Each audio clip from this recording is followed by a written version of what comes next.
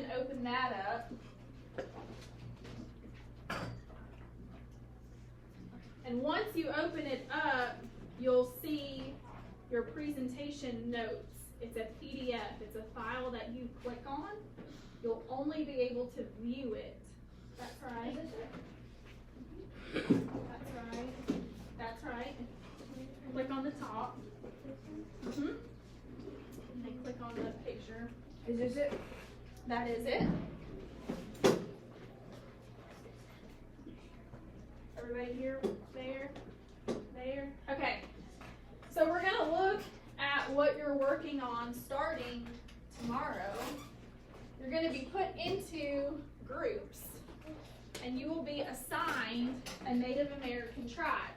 And then with your group, you're going to have a couple days to do your research, a day to put your presentation together, and then you and your group are going to present to the whole class. So let's look at your research project. You're going to write your tribe. Does someone want to read what we're researching after tribe? Zoe? Here's tribe. What's right after tribe? Climate. Climate. What does it say? Think about how were these Native Americans affected by their environment. Okay, so climate is talking about things like weather. So we're going to look at how were your Native Americans affected by their environment, by the weather they were living in. What's next? Daniel? Region. What does it say after region? Think about did the region affect resources available? Did the region affect resources available? Last week we talked about a resource. Do you remember what it was? Wood.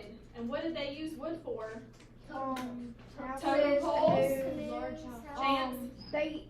There's also some other reasons that they also use it, except just those three. They also use it for weapons and like bows, like everything. Okay. What else?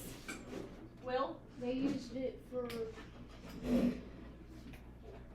houses, canoes, Totem poles. I need you to go to school.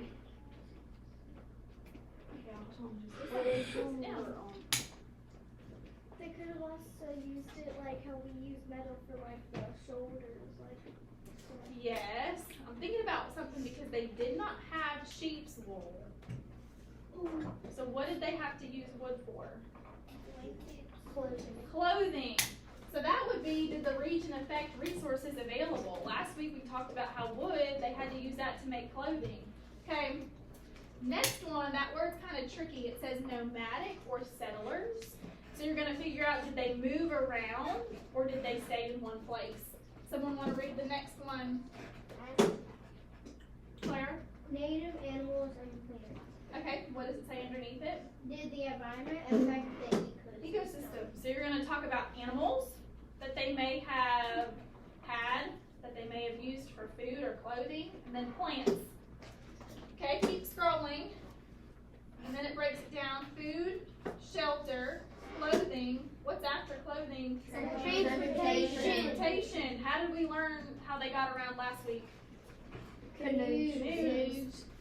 And then what's after transportation? Beliefs. And then someone want to read the last line? Presley? Art, dance, music, So you're going to talk about, did they make art? Did they make any kind of music? Or did they have any kind of dances? Okay, so go ahead, close the lid of your Chromebook. That sounds fun. Okay. So the second part of this that we have to talk about is your Chromebook responsibility. What are some things that we need to do to try to take care of our Chromebooks if we're working on a project? Nansen? don't put any water in it near it and if you accidentally spill it. Okay, so where should our water bottles be? Maybe Under doing our project. They can be on the ground. They can be in the middle of your table, on the counter. What else? What are other things that we can do to be responsible for our Chromebooks?